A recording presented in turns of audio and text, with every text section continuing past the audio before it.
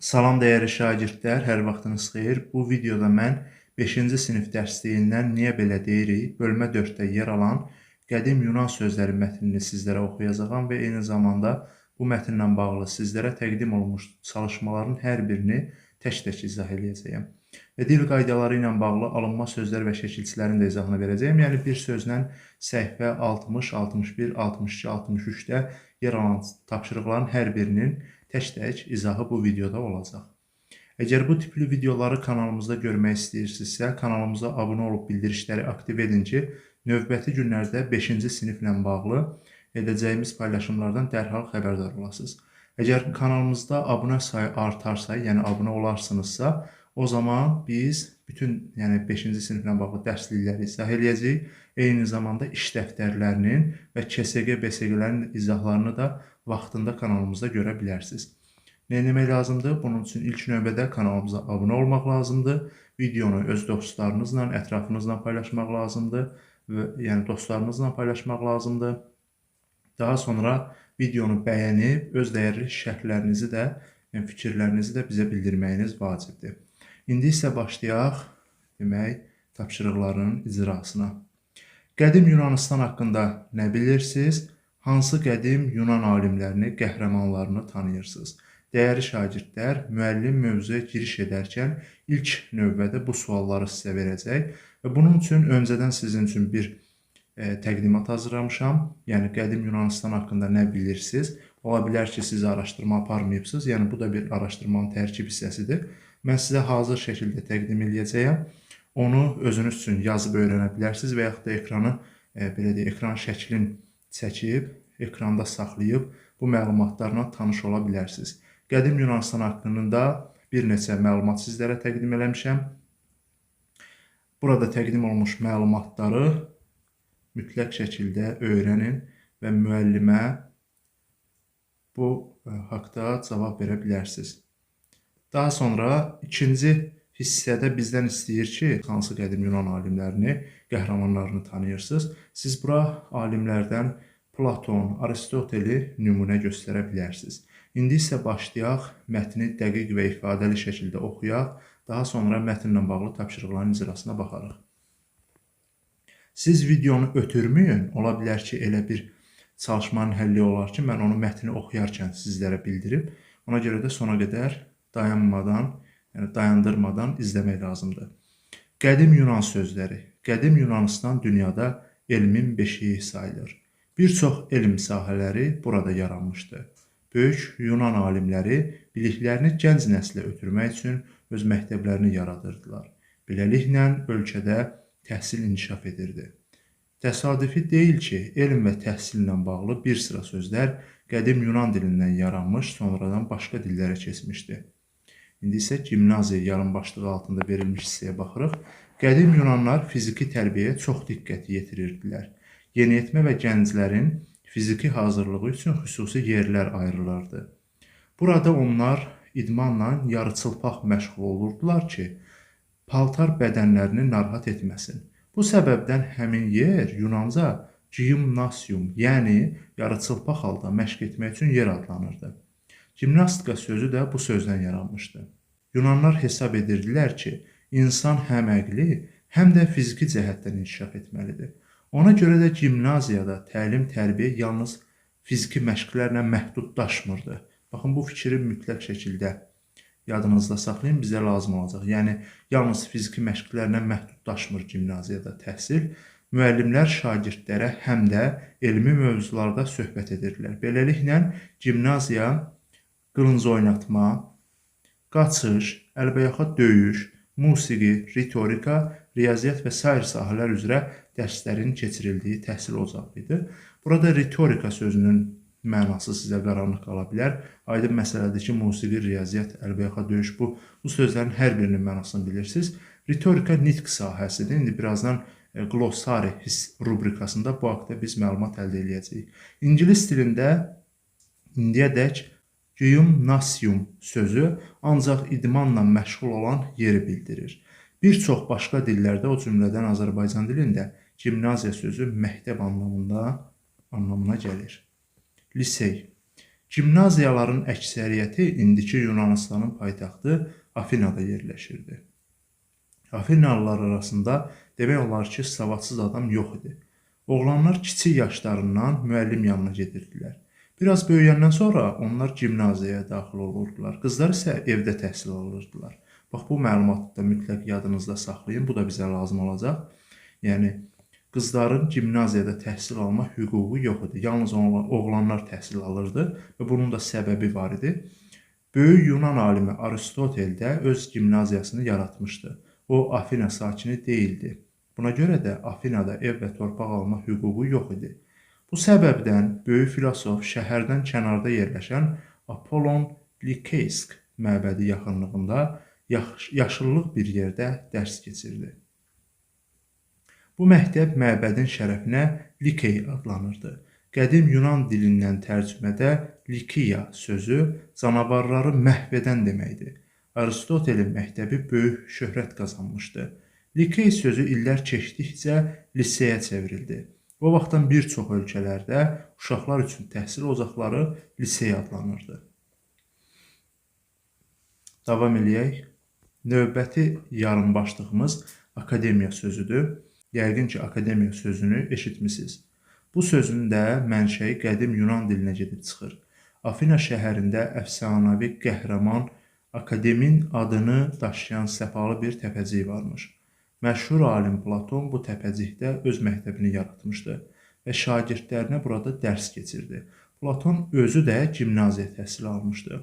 O, böyük alim olmağına yanaşı həm də güləş üzrə olimpiya çempionuydu. Demək, Platon həm müəllim imiş, alim imiş, həm də güləş üzrə olimpiya çempionu, yəni idmançıymış.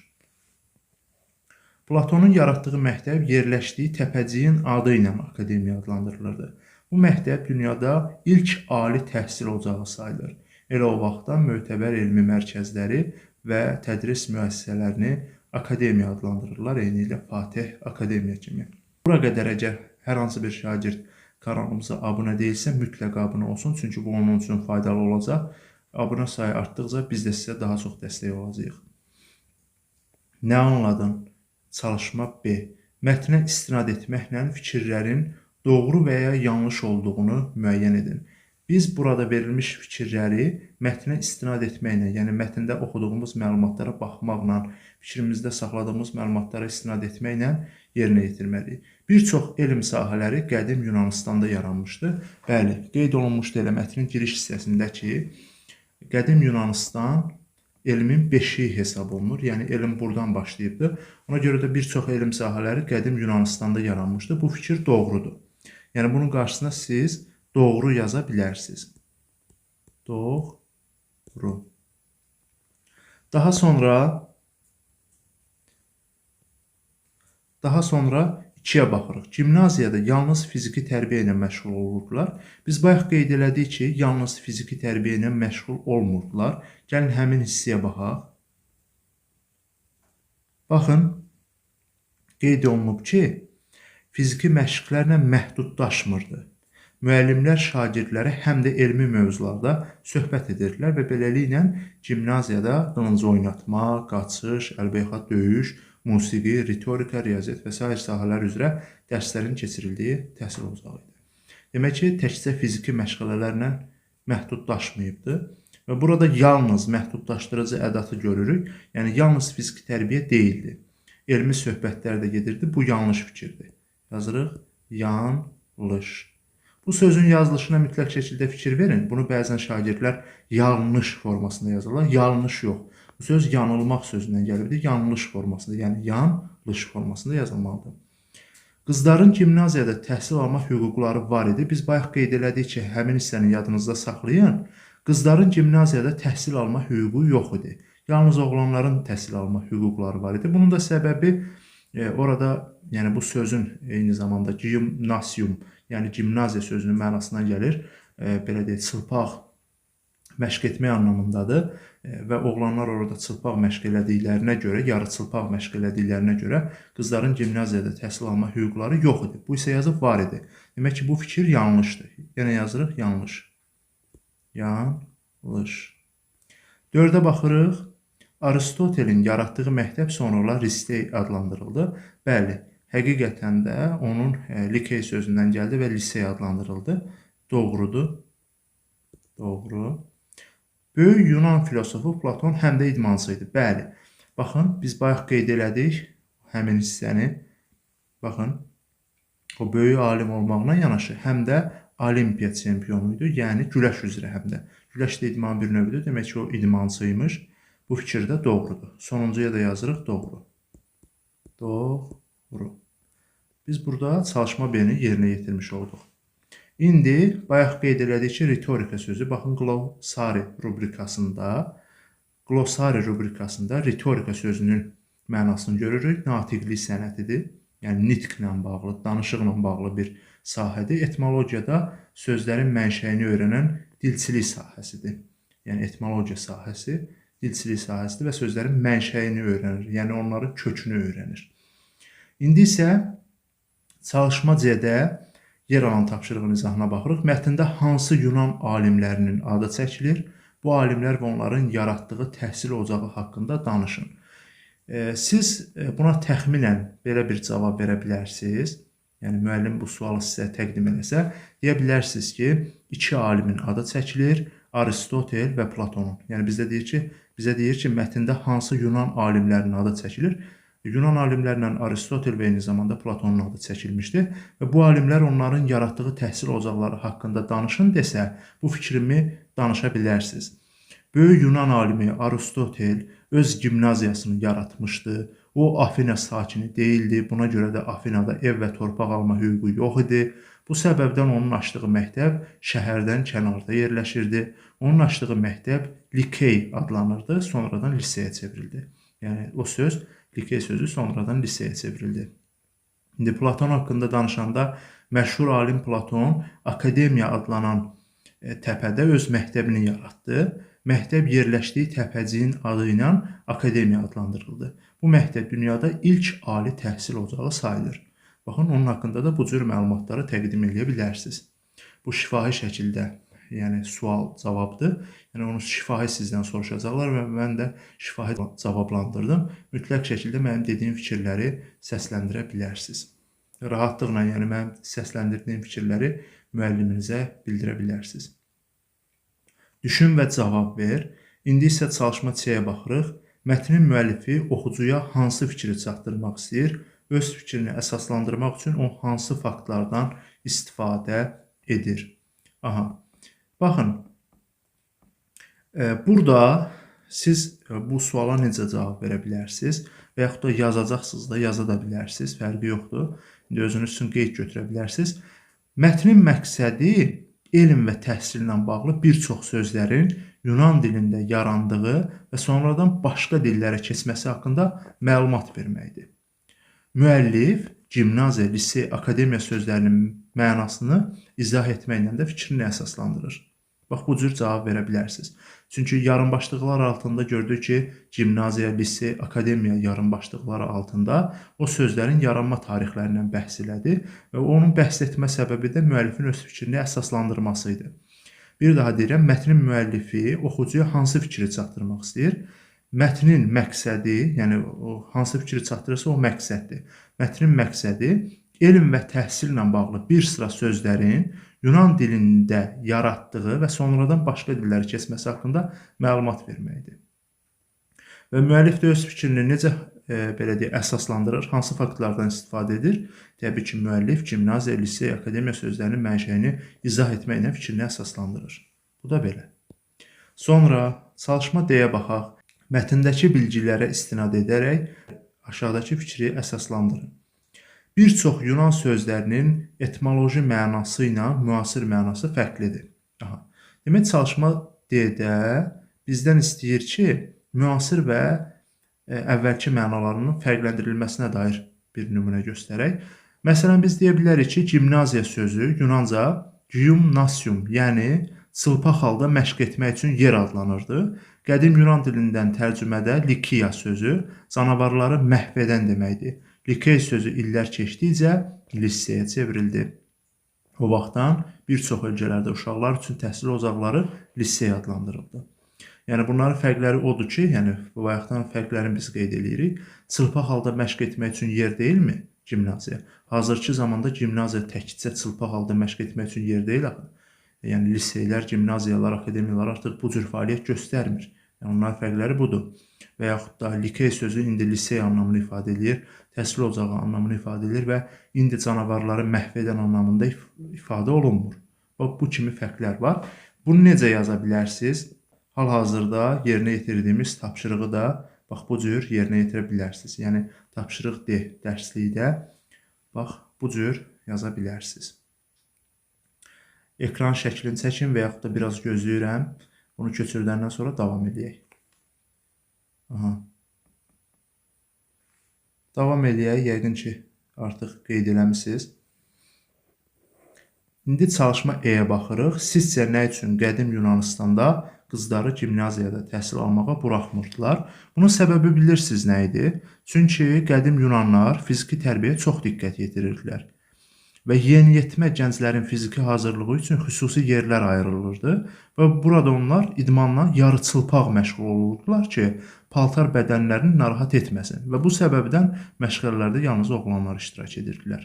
Yaxşı, bax bu cür deyə bilərsiniz. Sonra baxırıq çalışma 2A-ya. Qədim Yunan alimləri haqqında aşağıda verilən məlumatları oxuyun. Bu məlumatları mətnin müvafiq hissələrinə əlavə etməklə həmin hissələri genişləndirib nəql edin. Burada məlumatlar qeyd olunub. Hər şəklin altında Hipokratın təbabətlə bağlı olması, Pifaqorun riyaziyyatla, Herodotun tarixlə, Arximedin fizika ilə bağlı olması, yəni bu məlumatlar da bizlərə kömək edə bilər. Demək, biz qədim Yunan alimləri haqqında məlumatlardan istifadə etməklə mətnin giriş hissəsini genişləndirə bilərik. Baxın, bu fikirlər ki var, bu fikirlər. Bunları biz hara yaza bilərik? Gəlin, gedək mətnin birinci növbədə giriş hissəsinə baxaq. Giriş hissəsində bax belə bir məlumatları görürük. Biz burada giriş hissəsini genişləndirmək üçün nə edə bilərik? Böyük Yunan alimləri biliklərini gənc nəslə ötürmək üçün öz məktəblərini yaradırdılar. Bax, bu hissədən sonra yaza bilərsiniz ki, bayaq şəkillərin altında qeyd elədiyim hissəni bax buradan yaza bilərsiniz. Yəni bu cümləni artıq o yazacağınız fikirdən sonra yazarsınız. Demək, bundan sonra gələcək fikrimiz nə olacaq? Yaza bilərsiniz ki, məsələn, Hipokrat təbabət, Pifaqor riyaziyyat, Herodot tarix, Arximed isə fizika elmi ilə məşğul olmuşdur. Bax, bu fikri bura yazıb mətni genişləndirə bilərsiniz. Sonradan artıq burada verilmiş cümləni ondan sonra davam elətdirə bilərsiniz. İndi görək Platon haqqında nə görürük. Platonla bağlı belə bir məlumat var ki, müəllimi ona Plato adını vermişdi. Bu söz Yunanca genişlik mənasını verir. Şərqdə isə ona Əflatun adı ilə tanıyırdılar. Demək, biz Platon haqqında məlumatı akademiya yarımbaşlığı altında görmüşük. Baxın, akademiya yarımbaşlığı altında görürük biz onu. Aha. Demək, Platon haqqında məlumatla biz akademiya yarımbaşlığında məlumatla tanış olduq və bunu genişləndirə bilərik. Burada məlumatı genişləndirə bilərik. Platon özü də gimnaziya təhsili almışdı. Bu fikirdən sonra biz bayaqlar gördüyümüz hissəni yaza bilərik. Baxın, həmin yazmaq üçün burada yer qoyuram siz üçün. Birazdan deyəcəyim cümləni. Baxın, bu hissədən bayaq oxuduğumu yaza bilərsiniz. Yəni, baxın, bu fikri həmin hissəyə əlavə edə bilərsiniz. Bax, bu hissəyə əlavə edə bilərsiniz. Yəni, təhsili almışdı, nöqtəni qoyursunuz. Həmin o fikri bura yazırsınız. Daha sonra cümlənin davamında yazmış olursunuz. Sonra bizə Aristotel haqqında məlumat təqdim olunubdur. Onun adı Aristos sözü ilə bağlıdır. Bu söz Yunanca əla, çox yaxşı mənasını verir. Şərqdə ona Ərəstun deyirlər. Demək, Aristotel haqqında biz məlumatı lisey yarımbaşlığı altında gördük. Və burada biz mətni genişləndirmək üçün Böyük Yunan alimi Aristotel də öz gimnaziyasını yaratmışdı. Baxın, bura baxırsınız. Böyük Yunan alimi Aristotel də öz gimnaziyasını yaratmışdı. Bax, bu hissədən həmin o cümlələri qeyd edə bilərsiniz. Daha sonra cümləni davam etdirəcəksiniz. Yəni, öz gimnaziyasını yaratmışdı nöqtə və həmin fikri buradan qeyd edirsiniz. Ondan sonra gələn cümləni də qeyd edirsiniz. Bax, bu fikri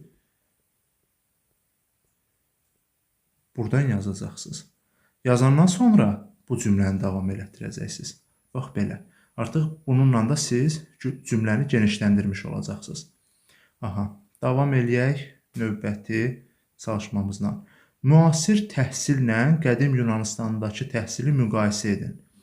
İlk növbədə qeyd edeyim ki, bu müqayisə olmaz bir şeydir əslində, amma yenə də müqayisə eləyəcəyik. Demək, müasir dövrdə təhsilin hansı mərhələləri var? İlk növbədə bu suala cavab verək. Siz artıq təhsilin bir neçə mərhələsindən keçibsiniz, əziz şagirdlər. Məktəbə qədərdən keçibsiniz, ibtidaidən keçibsiniz və hal-hazırda orta təhsildəsiniz. Bundan sonra tam orta, ali təhsil bax bu formada davam edir təhsilləriniz. Yəni, hansı mərhələləri var desə, məktəbə qədər, ibtidai, orta, ali, bax belə gedəcək. Yaxşı? Və müasir təhsillə qədim Yunanistandakı təhsili biz müqayisə eləsək, görərik ki, yəni orada kəskin fərqlər var. Təkcə fərqlər yox, eyni zamanda oxşarlıqlar da var. Məsələn, riyaziyyat fənninin tədrisi olsun, ritorikanın tədrisi olsun. İndi ali məktəblərdə ritorika məsələn çox tədris olunan fənlərdəndir. Riyaziyyat isə orta məktəblərdə də var.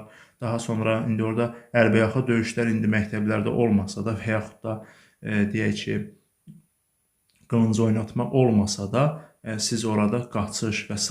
yəni idman dərslərində həyata keçirirsiniz. Bu kimi oxşar cəhətləri də var, fərqli cəhətləri isə artıq lisey kimi gimnaziyalarda, belə deyək, gimnaziyalarda yarıçılpaq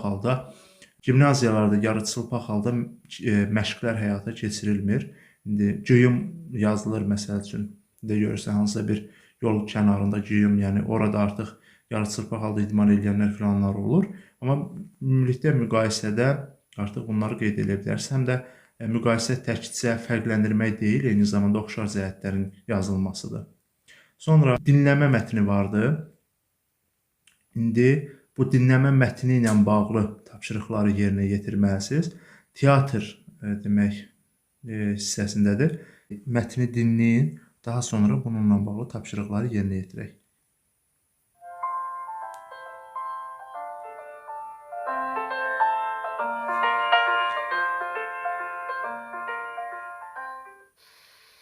Teatr. Milattan öncə 6-cı əsrdə Afinada açıq havada tamaşa göstərmək üçün ilk teatrlar tikildi. Yunan sözü olan teatr, tamaşa yeri deməkdir. Xorun çıxış etdiyi yer orkestr, aktyorların oynadığı yer scena, yəni səhnə adlanırdı. Milattan öncə 5-ci əsrin sonları, 4-cü əsrdə bütün Yunan şəhərlərində açıq havada tamaşa göstərmək üçün teatrlar tikilmişdi. Azərbaycanda isə teatr sənətinin kökləri xalqın məişəti, adət, ənənələri ilə bağlıdır. Qədim tarixə malik Novruz mərasiminə aid kösə-kösə oyunu teatr örnəklərimizdən biridir. Teatr tamaşasında xüsusi paltar geyinən, maska taxan aktyorlar iştirak edir. Belə dəyərli şagirdlər, demək dinləməni həyata keçirdik. Müəllimin oxuduğu teatr mətnini dinləyin. Yəni bunu sizin öz müəlliminiz də oxuya bilər. Eyni zamanda hazır materialdan da dinlədə bilər. İndi biz burada yaddaş xəritəsini tərtib eləməliyik. Mən öncədən sizin üçün yaddaş xəritəsi tərtib eləmişəm. Gəlin ona baxaq. Baxın, yaddaş xəritəsi. Bax, bu formada yaza bilərsiniz. Sözün mənası Yunan mənşəlidir, tamaşa yeri mənasındadır, yaranma tarixi verilibdir, Azərbaycanda ilk teatr nümunələr kösə-kösə oyunu və s. Bax, bu məlumatları qeyd edə bilərsiniz.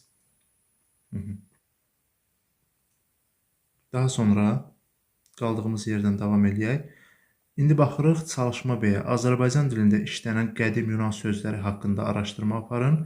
Onların etimologiyası və dilimizdəki mənası ilə bağlı təqdimat hazırlayın. Bu təqdimatı mən sizin üçün yenə də öncədən hazırlamışam ki, yəni videonu izah edəndə çox da vaxtımız getməsin və tez bir zamanda siz çalışmanı yerinə yetirəsiniz. Ola bilər ki, sizin də vaxtınız yoxdur və biz burada artıq görürük ki, demək, birinci qrupun sözləri qeyd olunub. Stadion sözü, onun etimologiyası və mənası, labirint sözü və onun mənası, qəzet sözünün mənaları və kataloq sözünün mənaları qeyd olunub, mənası qeyd olunubdur. İkinci qrupun sözlərinə baxırsınız. Metr, kilometr, qram, kiloqram, bax, hər birinin mənasını qeyd eləmişəm. Üçüncü qrupun sözlərində həmçinin qeyd eləmişəm. Dördlərin intizarda qalmasın, dördlərin də sözlərini izah eləmişəm. Allergiya, analiz, aptek, diaqnoz və bu sözlərin izahlarını və eyni zamanda etimoloji təhlilini sizlərə təqdim eləmişəm. Və bunu yazmaqla siz demək, daha doğrusu yazmaqla deyəndə köçürməklə. Eləsi olacaq ki, boş köçürməyəcək. Eləsi var ki, yəni bu videonu dinləyən elə şagird var ki, həmin şagird bir növ, belə deyək də, daima araşdırmadadır, öyrənmək üçün bu videoya baxır. Eləsi də var ki, bu yalnız köçürmək üçün onun üçün faydalıdır. Yəni köçürməyə gəlibdir. Yazı. İndi baxırıq 4 aya. Aşağıdakı məlumatları oxuyun, Platonun sözlərini izah eləyin. Platon məşhur filosof Sokratın tələbəsi olmuşdu. Onlar həm də dost idilər, ancaq bəzi elmi məsələlərdə fikirləri ayrılırdı. Platon müəlliminə hörmət əlaməti olaraq deyirdi: Sokrat mənim dostumdur, lakin mən həqiqəti hər şeydən üstün tuturam. İndi biz burada məlumat oxuduq və Platonun sözlərini necə izah edə bilərsiniz müəlliminizə? Platon ədalətli, həqiqəti hər şeydən üstün tuturdu. Hətta müəllimi Sokratla belə fikir ayrılıqları olanda o həqiqəti seçirdi. Bax, bu cür öz fikrinizi izah edə bilərsiniz. Bir daha təkrar edirəm. Demək, Platonun sözlərini biz izah eləsək, deyə bilərik ki, Platon ədaləti, həqiqəti hər şeydən üstün tuturdu. Hətta müəllimi Sokratla belə fikir ayrılıqları olanda o həqiqəti seçirdi. Bax, belə. İndi çalışma B-yə baxırıq. Təsəvvür edin ki, müəlliminiz hər hansı məsələ haqqında sizin fikrinizi soruşur. Həmin məsələ ilə bağlı mövqeyiniz müəlliminkinə fərqlənirsə, bu vəziyyətdə nə edərsiniz? Bu haqda esse yazın. Bax, bu haqda esseni mən sizə hazır şəkildə təqdim edirəm. Vaxtımız getməsin deyə hazırlamışam öncədən. Baxın. Bu da bizim essemiz. Təxminən belə ola bilər, yəni elə belə də var. Yəni bu formada təqdim eləsəz heç bir problem yoxdur. Bu da belə. Davam eləyək.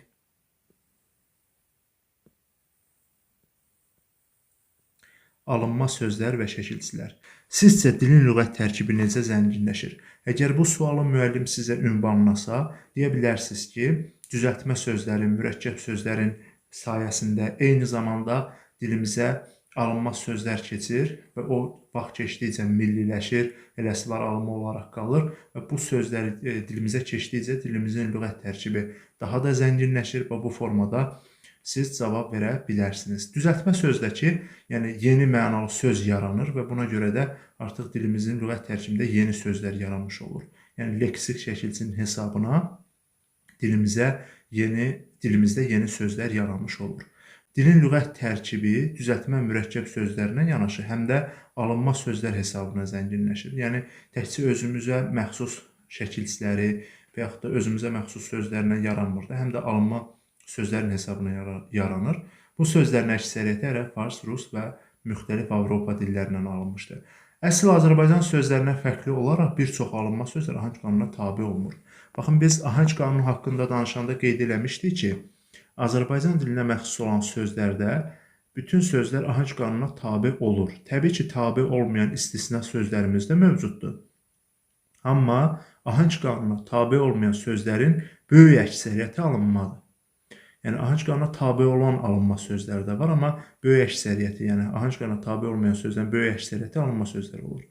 Və burada bir neçə nümunə təqdim olunub, ərəb-fars mənşəli sözlər, rus-avropa mənşəli sözlər, yəni bunları oxumuram. Və gəlirik çalışma B-nin izahına. Sözlərin izahlarını oxuyun, sizcə bu sözlərdən hansı əsl Azərbaycan sözdür? Seçiminizi əsaslandırın. Demək, burada qeyd olunub ki, kenguru Avstraliya və Yeni Qvineyada yayılır.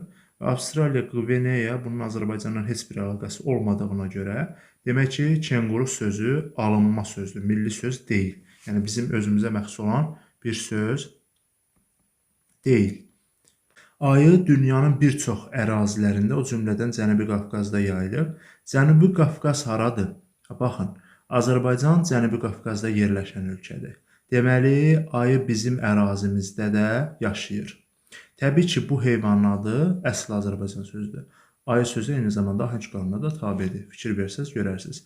A qalın saytdır, I da qalın saytdır. Demək, bu ahəng qanununa tabedir. Eyni zamanda Cənubi Qafqaza aid olduğuna görə əsl Azərbaycan sözü ayı sözüdür. Yaxşı, bax, düzgün cavab olur 2. Zürafə sözü Afrikada yaşayan heyvandır. Bizim zəncilərlə nə əlaqəmiz? Onlar bizim ölkəyə heç bir aidiyyəti yoxdur. Demək, zürafə alınma sözdür. Kenguru alınma sözdür. Ayı sözü milli sözdür. C-yə baxırıq. Verilmiş bilgiyə əsasən mikrorayon, mikroorqanizm sözlərinin mənasını izah edin. Mikro Yunanca kiçik deməkdir. Burada əslində doğru cavabı elə veribdir. Yəni rahatlıqla siz tapa bilərsiniz. Kiçik anlamını ifadə edir. Kiçik rayon və kiçik orqanizm anlamlarını ifadə etmiş olur. Yəni daha dəqiq necə deyə bilərsiniz? Yəni dəftərə necə qeyd edə bilərsiniz? Yaza bilərsiniz ki, mikrorayon, kiçik rayon, daha sonra mikroorqanizm də adi gözlə görünməyən kiçik orqanizmdir. Vəssalam, bax belə. Çalışma C-yə baxırıq. Uyğunluğu müəyyən edərək sözlər yaradın. Sözlərin mənasını təxmin edin və lüğət vasitəsilə dəqiqləşdirin. Bir nümunə təqdim edib sizə. Auditoriya dinləmək üçün yer anlamını ifadə edir. Audis səs deməkdir. Toria yer deməkdir. Bunları birləşdirib və bunu nümunə kimi sizə təqdim edibdir. İndi bizə belə deyək, biz burada tapmalıyıq ki, mikro nəyə artırılır? Mikro təbii ki, skopa artırılacaq, mikroskop. Yaxşı, mikroskop nədir? Bunun mənasını necə yaza bilərsiniz? Mikroskop mənası bax belə yazılacaq. Adi gözlə görünməyən şeylərə baxmaq üçün çox böyüdücü şüşələr sistemi olan optik cihaz. Bax belə. Sonra demək mikroskop getdi. Orfoqrafiya. Baxın, orfoqrafiya. Orfoqrafiya yazmaq anlamını ifadə edir. Orfoepiya desəydi düzgün tələffüzdür. Orfoqrafiya dediyinə görə düzgün yazılış nəzərdə tutulur. Orfoqrafiya sözlərin düzgün yazılışını tənzimləyən vahid qaydalar sistemi deməkdir. Yaxşı, bax bu cürdə izahını verə bilərsiniz. Necə ki, burada auditoriyanın izahını verir, siz də bax belə izahı verəcəksiniz. Yaxşı, yazacaqsınız mikroskop. Bayaq necə dedik? Adi gözlə görünməyən şeylərə baxmaq üçün çox böyüdücü şüşələr sistemi olan optik cihaz. Orfoqrafiya sözlərin düzgün yazılışını tənzimləyən belə deyək, vahid qaydalar sistemi. Daha sonra biologiya. Biologiyada canlı cisimlərin həyat və inkişaf qanunlarını tədqiq edən, öyrənən elm sahəsidir. Bax belə. Bu cür qeyd edə bilərsiniz. Çalışma D-yə baxaq. Kök və şəkilçiyə ayırın. Şəkilçilər qoşulduğu sözlərin mənasını necə dəyişir? Xəstə sözün köküdür, xana leksik şəkilçidir. Baxın, indi mənim kanalımı axtarsaq, sözün tərkibinə görə təhlilini, yəni kök və şəkilçiyə ayrılmasına dair bir neçə izah görə bilərsiniz. Biz orada qeyd eləmişik ki, şəkilçi o zaman qrammatik yox, leksik olur ki, o yeni mənalı söz yaratsın. Baxın, məsələn, bir nümunə yazıram, balıqçı. Düzdür? Baxın, balıq sözün kökü bal ola bilməz. Müstəqil leksik məna ifadə eləsə də, həmin köklə şəkilçi arasında müəyyən bir məna yaxınlığı olmalıdır. Nə deməkdir bu məna yaxınlığı? Yəni, balıq sözün köküdür. Balıq nədir? Suda yaşayan canlı. Balıqçı nədir? O canlını tutan insan. Görürsünüz məna yaxınlığı? Biz arıçını balıq tutan adam kimi təqdim edə bilmərik ki, düzdür? Sözün kökü bal götürsəydi, onda balla balıqçı arasında və ya balıq arasında heç bir yaxınlıq olmazdı. Amma balıq suda yaşayan canlıdır, balıqçı onu tutan adamdır. Görürsünüz yaxınlığı? Bax, bu cür yaxınlığı vardır. Demək, həm yeni mənalı söz yarandı. Balıq deyəndə ağlımdakı ifadə budur ki, balıq suda yaşayan canlıdır. Balıqçı deyəndə artıq fikrimdəki dəyişdi. Yəni, artıq sudan çıxdı. O, balığı tutan adama çevrildi. Yeni mənalı söz yaratdığına görə bu şəkilçi olur, leksik şəkilçi. İndi xəstə deyəndə xəstəxanada müəyyən müddət müalicə almaq üçün yatan insana deyirlər. Xəstəxana isə obyektin adıdır. Demək, xana şəkilçisi yeni mənalı söz yaratdı. Yemək, xana. Yemək yeyilən yer anlamındadır. Yemək aydın məsələdir ki, belə deyək, hər hansı bir xörək nəzərdə tutulur, amma yeməkxana deyəndə xörək nəzərdə tutulmur. Yemək yeyilən yer anlamını ifadə etmiş olur. Yeməkxana şəkilçisi məkan mənalı söz yaradır. Kitabxana sözünü də biz bura nümunə göstərə bilərik və s. İndi gəlirik şöhrətpərəst, xəyalpərəst sözünə. Bunu belə qeyd edə bilərsiniz ki, yəni köçmə şəkilçisi deyir, ayrını ayıracağıq və şəkilçilər qoşulduğu sözlərin mənası necə dəyişir? Baxın, bu sözün kökü şöhrətdir, pərəst leksikdir. Bunun da kökü xəyaldır, şəkilçisi pərəstdir. Yəni şəkilçisi pərəstdir, düzdür? Pərəst şəkilçisi xoşlayan mənasını ifadə edir. Var şöhrət, var şöhrəti xoşlayan. Şöhrət desək, aydın məsələdə bir şeyin tanınması, şöhrətlənməsi, xəyal desək bir insanın xəyalı, düzdür? Amma şöhrətpərəst desəm, şöhrəti xoşlayan, xəyalpərəst desəm, xəyalı xoşlayan anlamını ifadə edir. Yəni pərəst şəkilçisi xoşlayan anlamını ifadə edir. İndi burada çay sözün köküdür, dan leksikdir. Gül sözün köküdür, dan leksikdir. Dan şəkilçisi də əzəldən qab mənasını ifadə edibdir. Yəni təbii ki, sözün mənası, leksik mənası bu deyil. Şəkilçinin sadəcə mənası əvvəllər bu anlamı ifadə edib. Yəni çay, dan, çayı saxlayan qab, güldən, gülü saxlayan qab anlamını ifadə etmiş olubdur. Yəni çay təklikdə içdiyimiz çay və yaxud da suyun axması anlamındadır. Ancaq burada təbii ki, içdiyimiz çayı nəzərdə tutmuş olur. Demək ki, burada dan şəkilçisi artıq qaba çevirir onu. Yəni mənasını dəyişir. Çayın saxlandığı qab. Gül deyəndə təəssüratında çiçək canlanır, güldan deyəndə o gülü saxlayan qab nəzərdə tutulur. Demək, mənasını dəyişdi. Dan şəkilçisi qab mənasını yaradır. Burada bir neçə məlumat qeyd olunub. Dilimizdəki bəzi şəkilçilər başqa dillərdən alınıb. Bu şəkilçilər bir cür yazılır, yəni qoşulduğu sözdən asılı olaraq dəyişmir. Məsələn, tələbkar, fədakar. Bax, kar şəkilçisi, bəli, doğru qeyd olunub. Kar şəkilçisi, doğru qeyd olunmaqdan başqa yolu yoxdur. Kar şəkilçisi bir cür yazılan alınma şəkilçisidir. Bir cür yazılır. Yəni bizim 2 cür yazılan, 4 cür yazılan və 1 cür yazılan şəkilçimiz var. İndi 3 cür yazılan şəkilçi yoxdur. Bu da 1 cür yazılan şəkilçidir. Amma 2 və 4 cür yazılan şəkilçilər ahəng qanunun tələbini ödəyir. Nə deməkdir bu? Baxın, ahəng qanunun tələbinə görə sözün sonuncu saytı, tələb sözü yazırıq, tələb. Tələb sözünün sonuncu saytına baxıram. Bu sözün sonuncu saytı incə saytdır. Demək, buna artırılan şəkilçi də incə saytlı şəkilçi olmalıdır. Başqa bir nümunə yazaq. Məsələn, yazıram kitab. Kitab sözündə bir incə, bir qalın sayt iştirak edib. Amma bu məni çaşdıra bilməz. Ahəng qanunun tələbinə görə sözün sonuncu saytı qalındısa, ona artırılan şəkilçi də qalın saytlı şəkilçi olmalıdır. 2 cür yazılan lar üstü 2 cəm və ya çoxluq bildirən şəkilçini biz sözə artırmaq üçün lar və yaxud da lər versiyalarından birindən istifadə etməliyik. Baxıram ki, sözün sonuncu saytı, baxın, bu saytın heç bir əhəmiyyəti yoxdur. Sonuncu sayt qalın olduğuna görə lər şəkilçisinin tərkibində incə sayt iştirak edir. Demək ki, bu sözə lar artırılmalıdır. Həm də ləri artırsaq məzmun baxımından uyğun olmaz da kitablər deyə bilmərik, kitablar. Vəssalam, demək, ahəng qanunun tələbini ödəyir. 2 cür yazılan şəkilçi. Və yaxud da siz 2-ci sinifdə, indi aşağı siniflərdə ç üstü 4 şəkilçini, eyni zamanda 5-də də öyrənirsiniz. Ç, çi, çu, çü mənalarını bildirir, eyni zamanda peşə anlayışı bildirən söz yaradır. Məsələn, suçu, dəmirçi, balıqçı və s. Peşə bildirən söz yaradır. Bu niyə 4 cür yazılır? Ahəng qanunun tələbinə görə. Məsələn, mən yazıram dəmir, düzdür, dəmir. Ç'nın 4 dənə versiyası var. Ç, çi, çu və çü. Düzdür? Sözümüzün demişəm ki, sonuncu saytına baxmaq lazımdır ahəng qanununa görə. Ç'nın tərkibində iştirak edən sayt qalındır, ç'nun da tərkibində iştirak edən sayt qalındır. 2 versiya qalır. Bunları isə məzmuna uyğunlaşdırırıq. Dəmirçi olmaz, dəmirçi olar və s. Bunu da yazmış oluruq. Və yaxud da lar artırmaq istəsəm, buna lar artıra bilməyəcəm, lər artıracam. Dəmirçilər. Nəyə görə? Çünki sonuncu sayt, bunun da sonuncu saytına baxacam.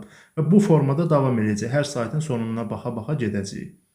Amma bir cür yazılan şəkilçilərdə, baxın, 4 aid nümunə göstərdim, ahəng qanunun tələbini ödəyir. 2 cür yazılan ödəyir. Amma bir cür yazılan kardır, keşdir, bina, ön şəkilçilər var. Təkcə söz sonuna yox, sözün önünə artırılan şəkilçilər var.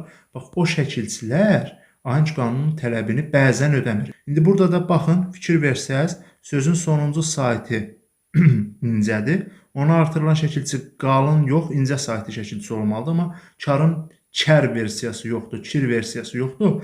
Demək ki, bu elə kar olaraq da artırılmalıdır. Yəni Haçkanın tələbini pozaraq artırılmalıdır. Amma bura baxın, fəda sözündə sonuncu sait qalındır, ona da kar.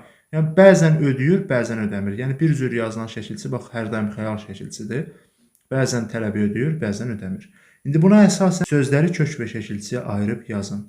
Həmin şəkilçilərin 2, 4 yoxsa bir cür yazılmasını müəyyən edin. Balıqçı sözündə ç şəkilçisi 4 cür yazılır. Ç üstü 4, bayaq qeyd elədik. Necə yazılır? Ç, çi, çu və çü. Düzdür? Harada müəyyən edirik? Baxırsınız ki, baxın, qalın saitlə bitib ona ç kimi artırılıb. Dəniz sözün kökü çi leksik. Sonuncu sait incədir, incə saitdə artırılıb. Futbol sözün kökü çu leksik şəkilçisi. Sonuncu sait qalındır, qalın saitli şəkilçisi artırılıb. Gül sözün kökü tərkibində incə sait iştirak eləyir. Demək ki, incə saitli şəkilçisidir və 4 cür yazılır. Deyir ki, 2, 4 yoxsa 1 cür yazılması müəyyən edin. Bu 4 cür yazılan şəkilçisidir. İndi 2-yə baxırıq. Zəhmətkeş. Yadınızda qalsın ki, keş 1 cür yazılan şəkilçisidir. Yaxşı, xətkeş sözünün nümunə göstərə bilərik. Zəhmətkeş 1 cür yazılır. Qayğı, keş. Baxın, sonuncu sait qalındır, amma bu incə saitli şəkilçisidir. Yəni, tələbi pozmasından bilə bilərsiniz ki, bu bir cür yazılan şəkilçisidir. Əzab, keş. Sonuncu sait qalındır, amma incə saitdə artırılıbdır. Bir cür yazılır bu da. 3-ə baxırıq. Vurmaq, bölmək və gəlmək. Vur sözün kökü maq, qrammatik. Bölmək, qrammatik. Gəlmək, qrammatik və maq-mək formasında verilir. Yəni, maq üstü 2. Bu şəkilçi də 2 cür yazılan şəkilçidir. Vətənpərvər, vətən sözün köküdür. Pərvər, leksik şəkilçidir. Qonaqpərvər, qonaq sözün köküdür. Pərvər, leksik şəkilçidir. Və pərvərdə bir cür yazılan şəkilçi olmuş olacaq. Belə dəyərli şagirdlər, yəqin ki, sizlər üçün bu video faydalı oldu. Əgər videomuz sizin belə deyək, istəklərinizə uyğun oldusa, videomuzu bəyəndinizsə, videomuzu bəyənməyi, öz dəyərli şərhlərinizi bizə bildirməyi və videonu öz sinif yoldaşlarınızda, ətrafınızda olan şagirdlərə tövsiyə etməyi unutmayın və mütləq şəkildə kanalımıza abunə olun, bildirişləri aktiv edin. Çalışın ki, abunə sayı daha da çoxalsın, çünki biz növbəti günlərdə dərsliyin növbəti hissələrini, iş dəftərlərini və KSR-ləri vaxtında kanalımıza yükləyəcəyik. Mütləq şəkildə kanalımıza abunə olun. Gələn görüşlərə qədər hələlik.